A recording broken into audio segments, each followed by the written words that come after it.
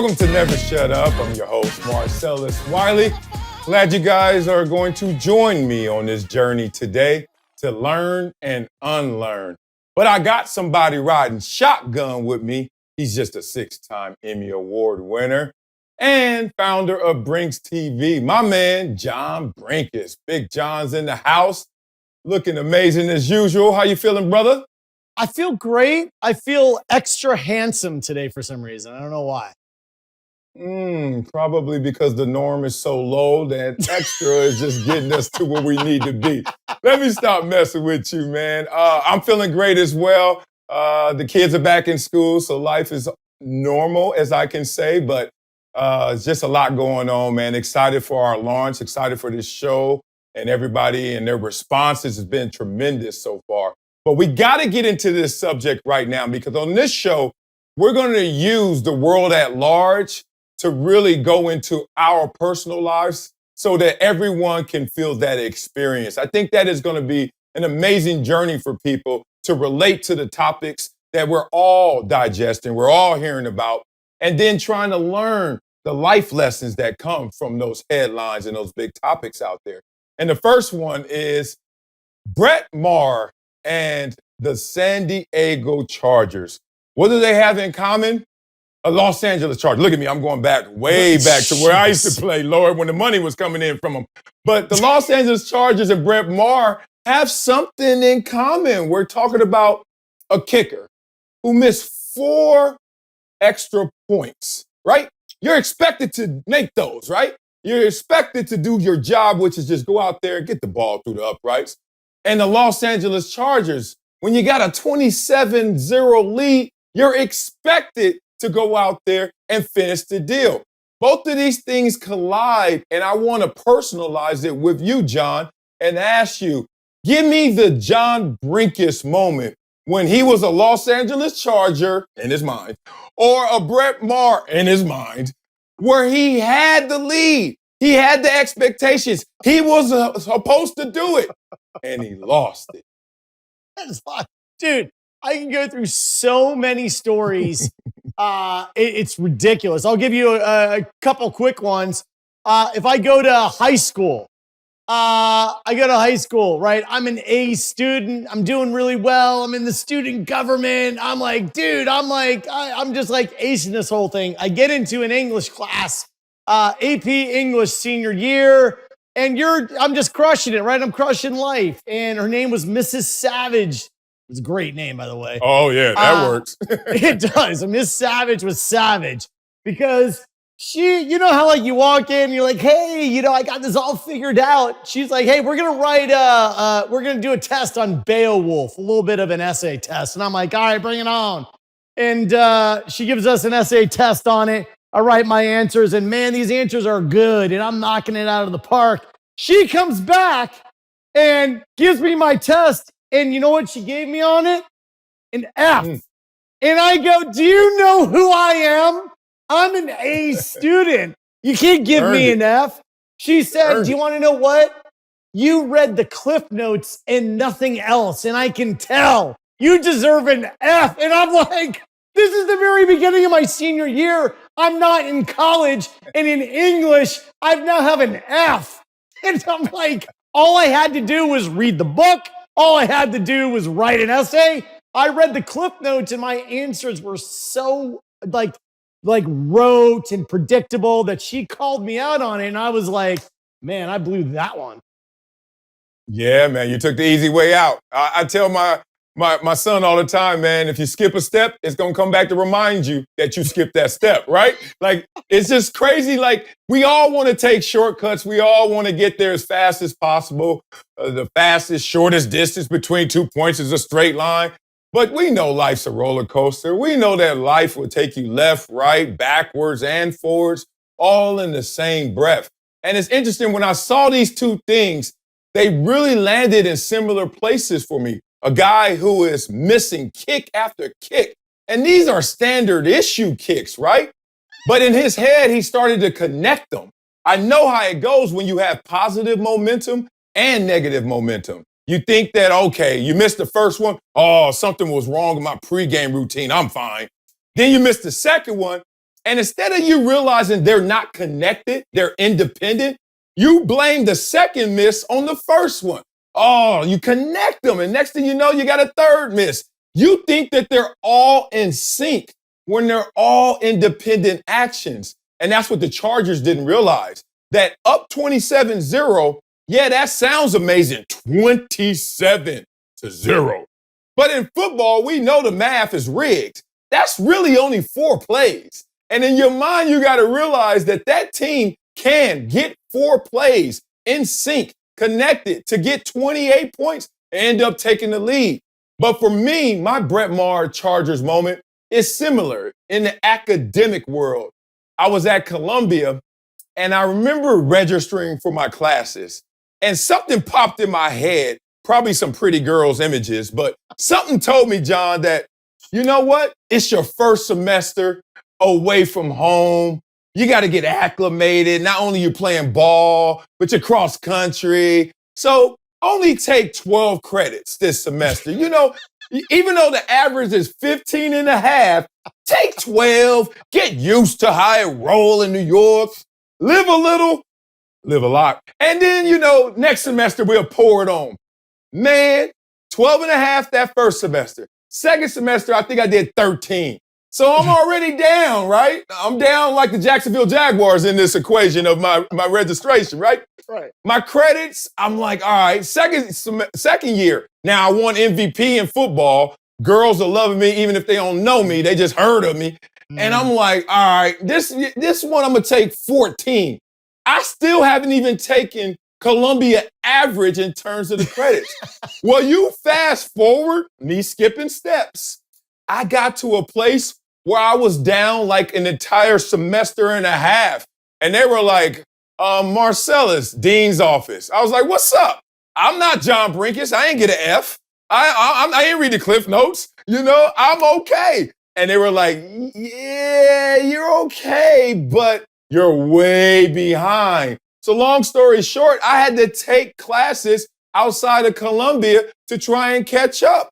And it was a smack in my face because I had the lead. I was the MVP. I was doing all right in class.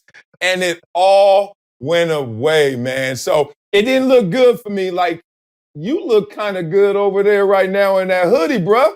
Can you tell me where everybody who's watching us can get a hoodie like that, brother? Listen, we at Brinks TV, we have a show called The NIL House, and The NIL House has done a deal with Salty MF, which was one of the best brand names ever. Salty, having a little chip on your shoulder, walking around, dripping confidence, but backing it up. So Salty MF and The NIL House, it was my patch. The NIL House and Salty MF now have a collab merchandise line. Scan the QR code, go to Brinks.tv, register for an account. Support Salty MF because we have the Salty MF Player of the Week every week on The NIL House. They have killer gear. This is just one of the awesome hoodies they have because I, Marcellus, am on top. And yes, if you ask me at any point in the day, am I on top? The answer is yes, but for different reasons. Oh, that's my dog. I love you, man. And put aside a double XL for actually a triple XL. It's after the holidays. Put aside a triple XL for your boy. Make sure I get laced. Well, coming up, we're going to have more of Never Shut Up. We're going to flip the coin and now talk about our Jaguars moment when you're counted out, but somehow, some way, you show up and you show out and win it all. That's next on Never Shut Up on Brinks TV and Reach TV. There you go.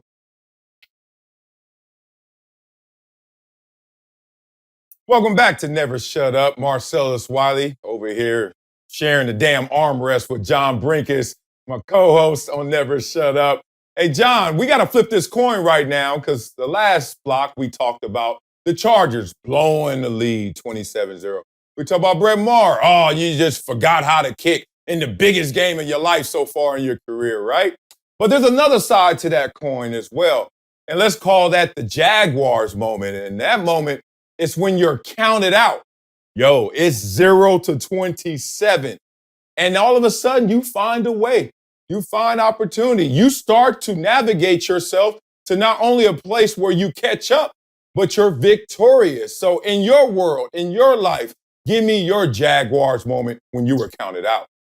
All right, well, I'll give you real. We're being real. Never Shut Up is about being purely raw. So, the time in my life where I was counted out, where I counted myself out, I was living in Park City, Utah, and I fell into a very deep depression. I had come Mm, off of selling my company, selling sports science, ESPN, and you're kind of living in Park City, trying to feeling like you're retiring, and oh my God, I made it. And the isolation that you feel living in a mountain town, the cold weather, injuries, things not going right.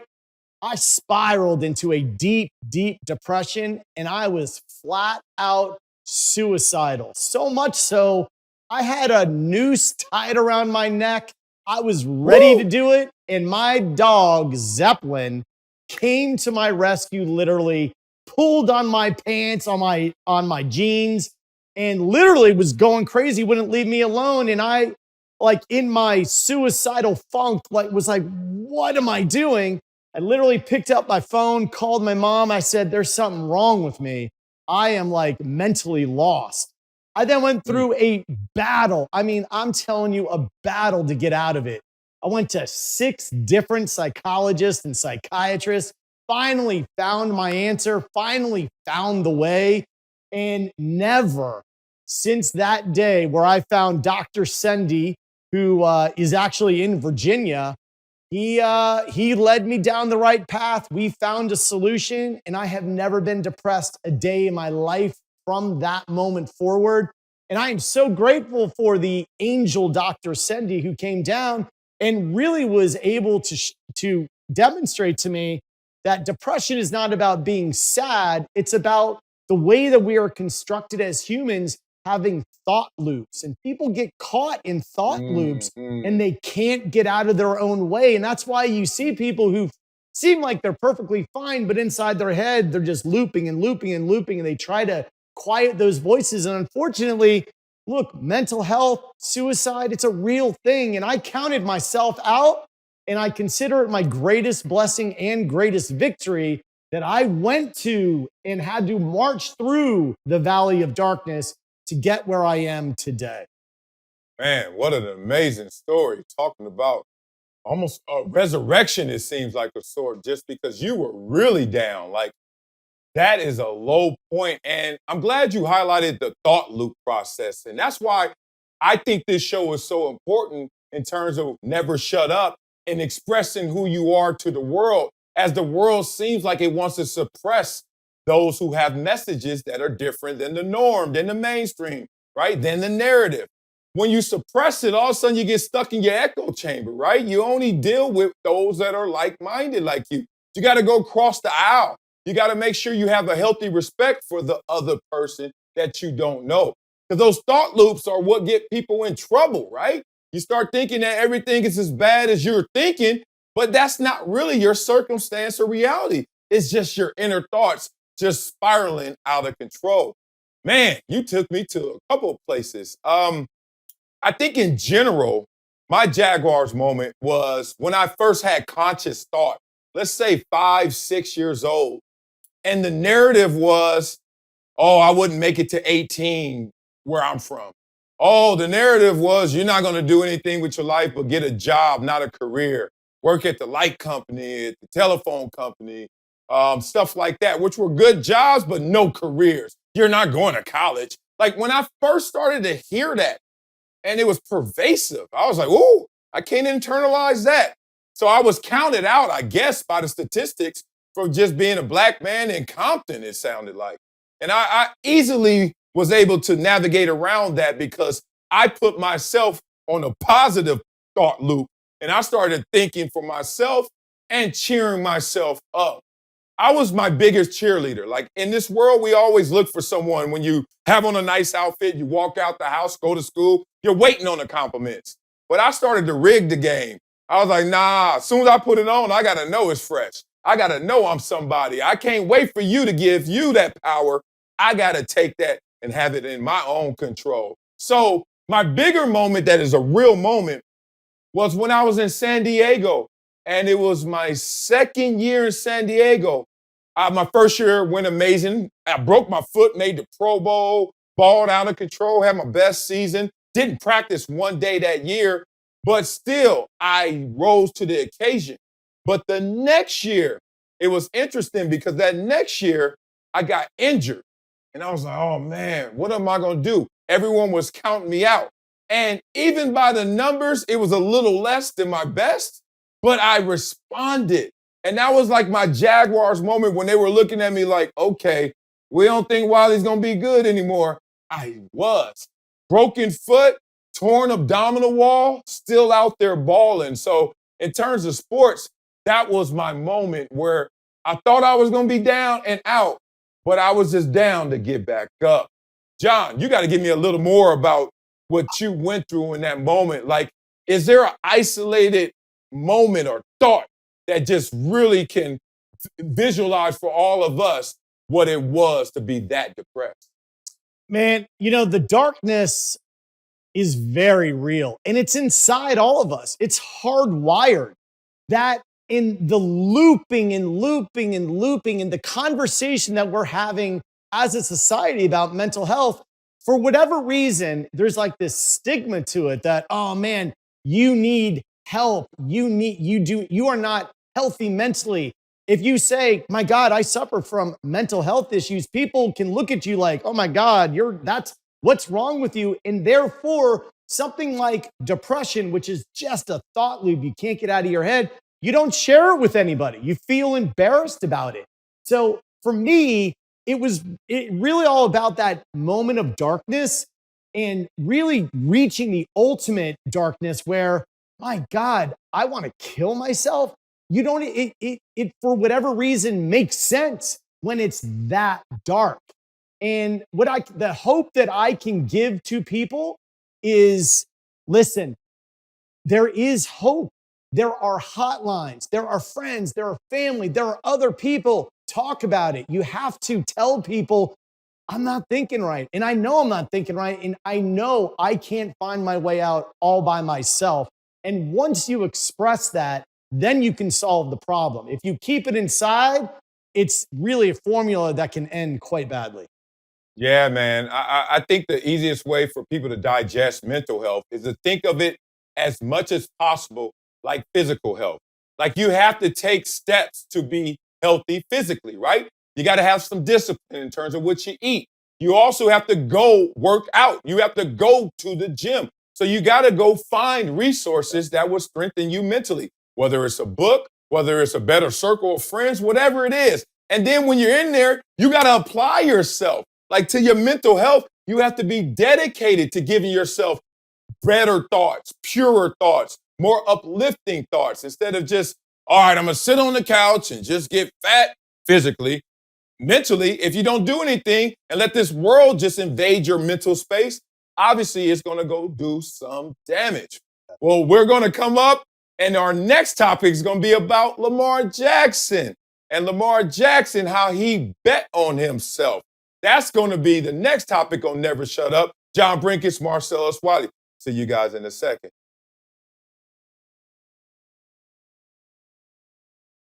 Welcome back to Never Shut Up, Marcellus Wiley. John Brenkus riding shotgun with me. And let's just dive into this one because it's been the talk of the NFL this entire season. And we're talking about a guy who's not even playing right now, or he didn't even play for his team when they needed him most. It's Lamar Jackson. But there's a Lamar Jackson moment in all of us when you had to sit there and roll the dice and bet on yourself. So, John Brenkus, I need to hear that moment from you.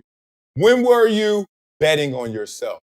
We're in it right now. Brinks TV is the biggest bet of my life, betting on myself. When you say, what am I going to do with myself? What's the next step I'm going to take in my career? Literally, you and I, Marcellus, are really used to people coming to us and saying, I want you, come work for me. Whether or not it's getting a contract or an endorsement deal or whatever it is, I sat back and I said, you know what? God has blessed me with some incredible opportunities. I want to make a big, big difference by creating a platform upon which lots of content can sit, I want to create a one-of-a-kind experience where you can watch and buy at the same time and interact. I want to work with people who I love and really want to amplify their voices. I want to make sure that when I leave this planet, God knows when that's going to be, I want to make sure I leave my mark that lasts something far beyond just doing a program. So we created Brinks TV. We're rolling the dice and we are betting on ourselves. And as of right now, it's looking pretty good, Marcellus. Damn right, it's looking pretty good. And it's not just because of these two faces on the screen. Because we're going to win that bet. We got to win that bet. I look forward to winning that bet with you.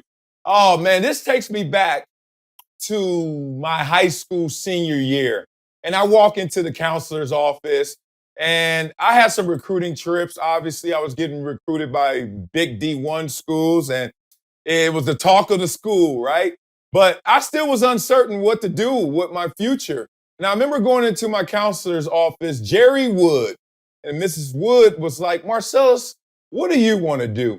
And like any other 17-year-old, I didn't have a great answer. I was like, I'm playing football. It's great. What else? I'll go to school and have fun. Like, it was real simple. And she looked at me and she said, okay, tell me the schools that are interested in you. And I told her all the schools' names. And her eyebrows stayed here. She was impressed, but her eyebrows stayed here. And then I said Columbia. And then they went, like, she was like dumbfounded. She's like, Columbia? Columbia? And I was like, all right, calm down. Talk to me. Let me know, is that good or is that bad? And she was like, what an amazing opportunity. And she said, look, this is what's going to happen. You go to those football schools, you play football, good. You're a football player at a football school. There's like, but you go to a academic Ivy League school and play football, and let's just say you make it.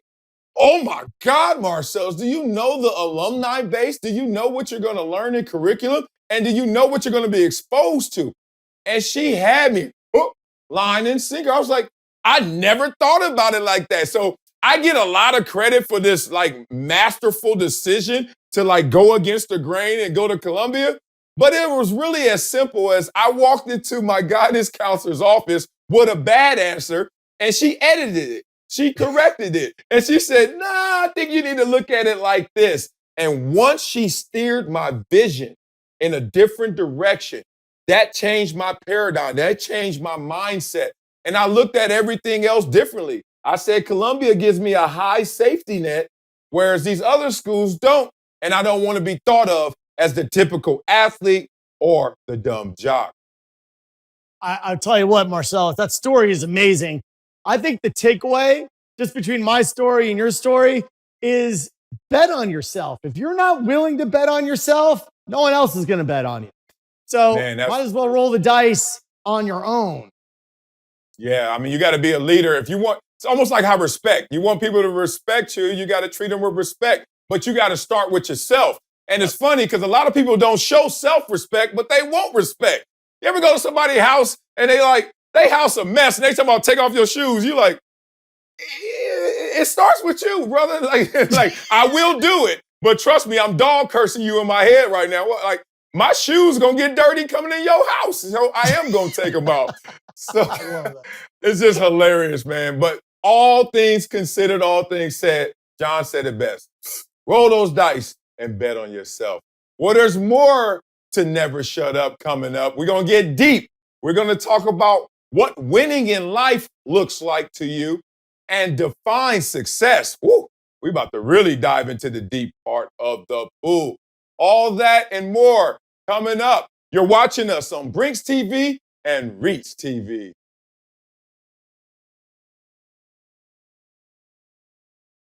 Welcome back to Never Shut Up. Marcellus Wiley here. John Brenkus is in the building. Let's make him magically appear since I know how to do. Look at that. He's back with me. It's time to put on the wetsuit, baby. It's time to dive deep into a topic. And this topic, in the theme of today's show, we're talking about winning and losing, winners and losers. And you talk about that, and that's really how we're wired as human beings. Like, we're wired for that competition.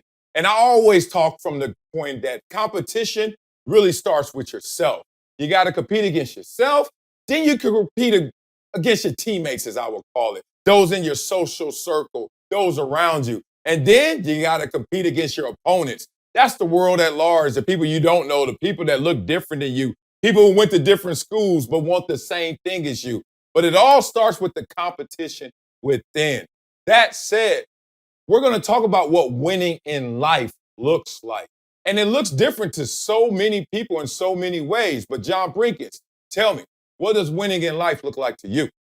Here's what winning to me is. And I'm going to use the example of everyone's like, oh, I make a bunch of money and I got a lot of money. All right, let's just say you got your bank account. Ready? I'm currently sitting on this stool.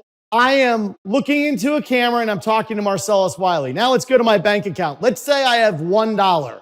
Now let's go to my bank account. Let's say I have $10 billion. Is the moment any different?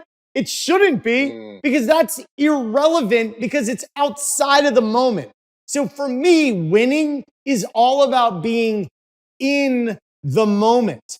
By that, I mean, listen, are you present? Are you listening? Are you learning? Are you growing? Are you exerting? Are you actually in the moment? When your mind is elsewhere and you're not paying attention to your surroundings, you've lost. You've lost the opportunity to ask somebody a question. You've lost the opportunity to make something out of nothing. You've lost the opportunity to grow when you're distracted.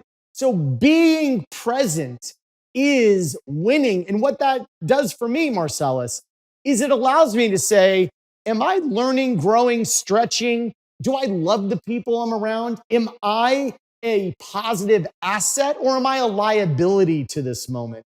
That, for me, is what winning is all about. What's winning, say you? Yeah, it's interesting you say that, because that's a really interesting. I have to ask you a question before I even get into what winning looks like to me. What if you're present mentally? You're in the moment in terms of your emotions, your mindset. You're right here present. But presently where you are is not a good circumstance.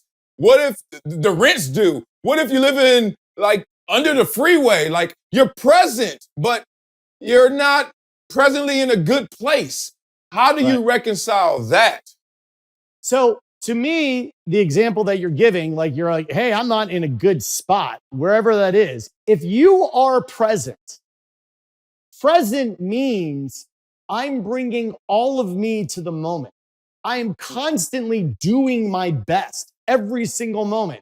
Now, when you stray from doing your best because you're not present, you wind up in an area where you don't want to be. The example I'll give you is when playing golf, when you tee off, when your ball sprays out of bounds, and now you're in a bush. You and I can relate to this analogy. It's why I'm using it. When you're in that bush, if you don't pay attention and you don't say, well, how am I going to hit out of the bush correctly? Where do I want it to go? If you're just like, oh my God, I suck, man, and this is terrible, and I'm so mad, I'm going to hit the ball, it goes back in the bush instead of out of the bush. Life is like golf. The worse you are at it, the harder it is to play. That's what happens. That's my man. Now, that was a present. That was a gift. Boy, you circle that one back. I love that boomerang in there. It's interesting for me. It depends on the day sometimes for me in terms of what winning looks like. Because I went through the stages like you just said. Like you go through the stage where you think it's just money. Then you go, you get hurt. Then you're like, yo, it's just health. And then you're healthy and you got money. And then you're like, yo, it's just like what the world is giving me back in return. And are they looking at me? Do they know and revere me? Like there's so many different lanes to travel. But the best summation I have is something that I call the 3 T's, right? Time, talent, treasure. Are you investing those to the fullest towards your goals? Think about it. Time, talent, treasure. And they're different. Let's go through the time one. Like, no matter who you are, President of the United States, Joe Biden, or a guy who is so down on his luck, we want to call him a bum. No matter who you are, you all have the same amount of time in that day. 24 hours in a day. The laziest person and the person who's the busiest both have 24 hours of deposit time to work with. So how are you investing it? Then let's talk about your talent. I think the problem with most people when it comes to talent is not that they don't possess it, is that they don't recognize it. They don't know what their talents really are. So they when you're little, everyone wants to be a doctor, a lawyer, a fireman, or an athlete, right? But that leaves out a lot of people. You know what I mean? Like, everybody like, well, what about me? I just want to be an artist, So you got to recognize your talent. And once you recognize your talent, you have to invest in it. But last but not least is the treasure. And treasure is not just money. Treasure are valuables, things that are so important to you that you take them and you hold on to them and you protect them, like your family, like those in your circle, like your friends, whatever it may be. You have to start to bring all those things together. The 3 T's are so important: time, talent, and treasure. Make sure you're always focused and investing those towards your goals. And with those goals, John, it leads me to the follow-up question, because this is a little different. It's the cousin to the first question of what winning in life means to you. I need for John Brenkus to define success. What is success? I think success for me is perpetual self-discovery. That is success. Wow. You are constantly rediscovering yourself. When people go, I know who I am, I know what I'm about, I know what I'm made of, I know, if you have that answer, you're gonna have a pretty boring life. Because do I know my limit? Yeah, I know my limit in mountain biking. I figured that out. I know my limit in swimming. I know that. But you know what? I don't know my limit in wake foiling. I'm growing. I'm constantly discovering something about myself. And that is what success is, the process of self-discovery. It's a cliche to say it's not about the destination, it's about the journey, but it's true.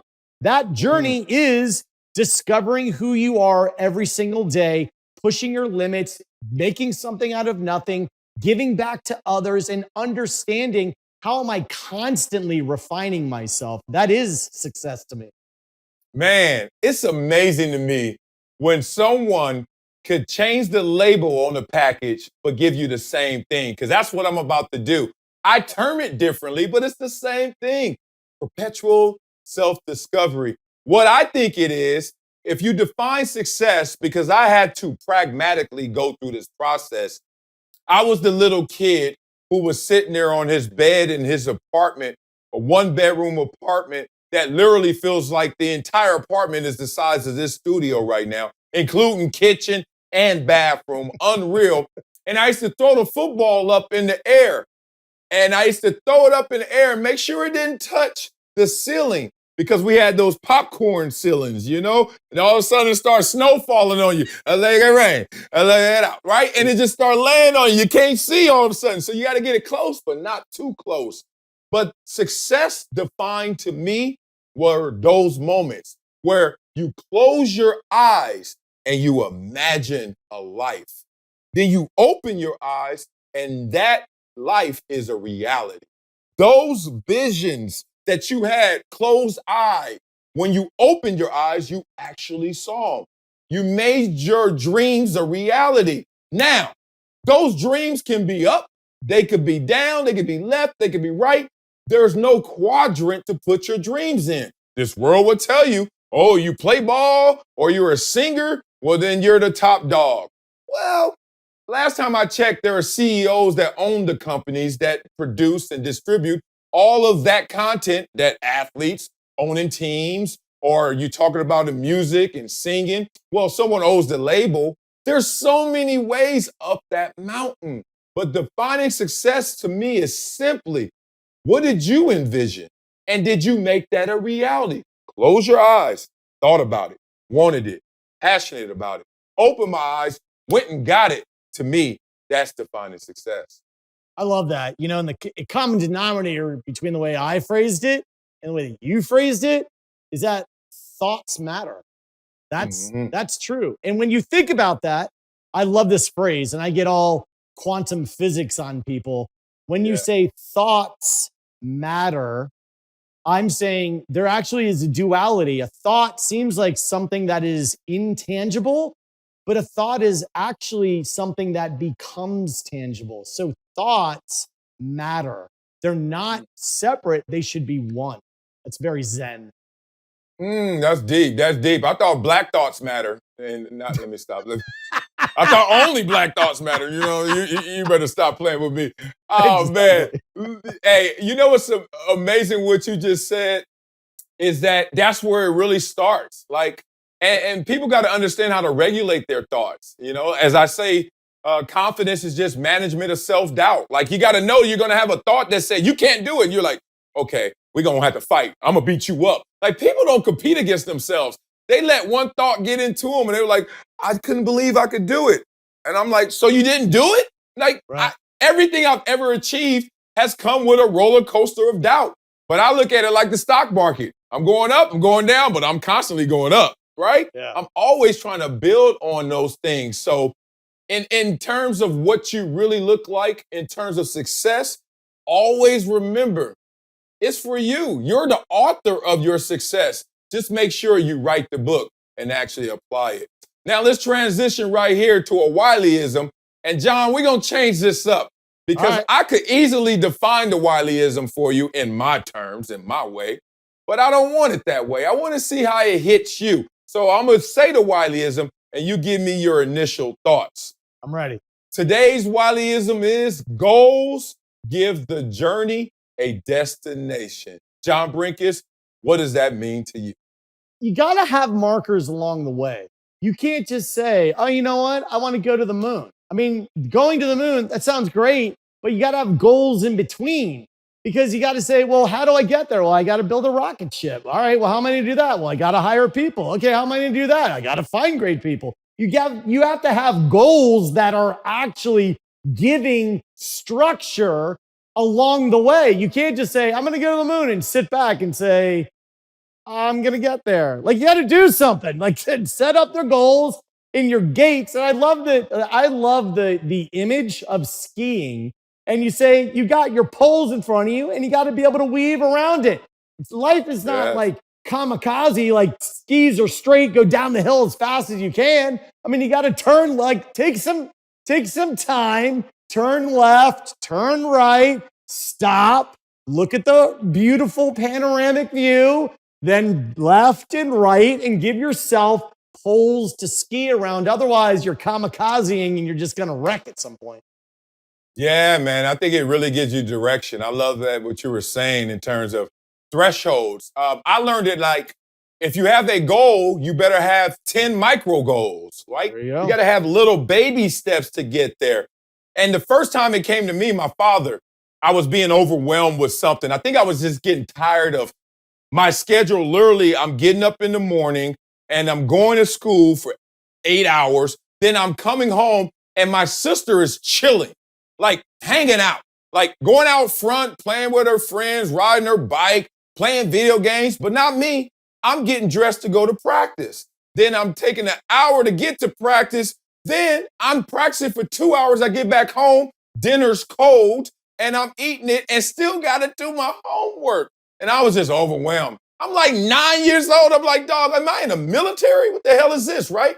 And my dad sat me down. He said, look, how long is a marathon? And I was like, oh, Daddy, I know that. 26.2 miles, right? And he was like, all right.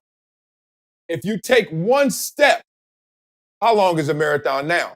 And I was like, oh, like 26.1. And he stopped me. He's like, that's my point. He's like, no matter what you want to achieve, you know the end game, but just take steps towards it. And all of a sudden, you will have not only those micro goals accomplished, but a direction, a sense of understanding that I am nearing that same goal.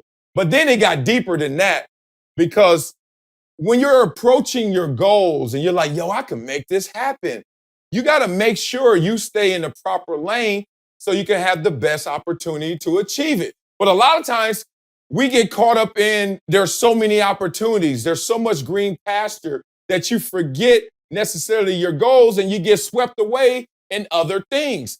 That's why everyone who has a New Year's resolution on January 1st, by the end of that month, 80% of them have forgotten their goal and have aborted their mission.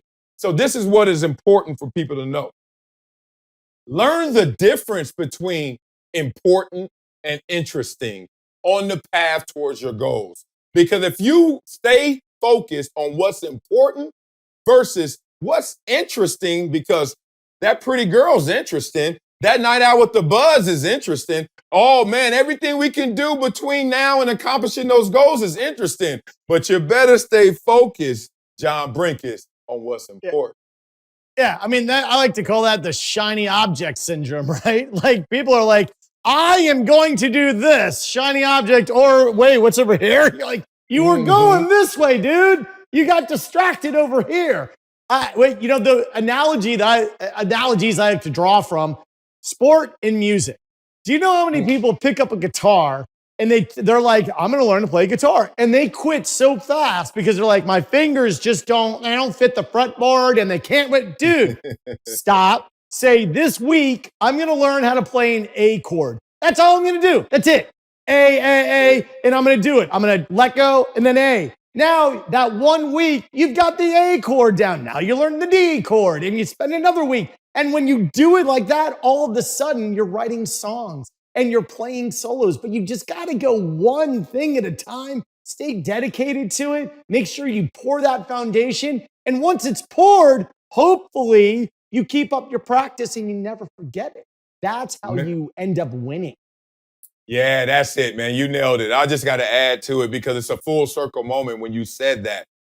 I'm coaching now, like little league flag football. So there are kids literally that don't even know what an offense is or a defense. Right. I line them up and I'm like, we're going that way.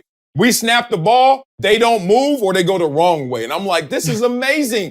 But it takes me back. You know, me, former big football player in the NFL, it just makes me recall my first practices with my coach, Melvin Smith Sr., amazing leader, who brought out a water hose with numbers on it. And we were like, what is this? And he's like, I'm going to teach you guys an offense. And we was like, okay, what's an offense? And he's like, all right, you're a running back. Stand back here. You run over the 2 hole. By the way, you're the 3 running back and you're going to run over the 2 hole. So I want you to run a 32 dive. And next thing you know, I'm like, oh. And then I'm watching, you know, John Madden or something at home, and he says, oh, that was a great 32 dive. And I'm like, daddy, I know that play. I could do that. And that's how it all started for me. That's how it all starts for anyone. We sometimes get caught up in seeing how high someone climbed and forget that no matter how high you climb, you got to start at the first floor, right? You got to start at the beginning and build that foundation. As we're building a huge foundation of love and community here on Never Shut Up. Appreciate you, John Brenkus. Appreciate all you guys out there watching us on Brinks TV. I'm Marcellus Wiley. See you guys next time on Never Shut Up.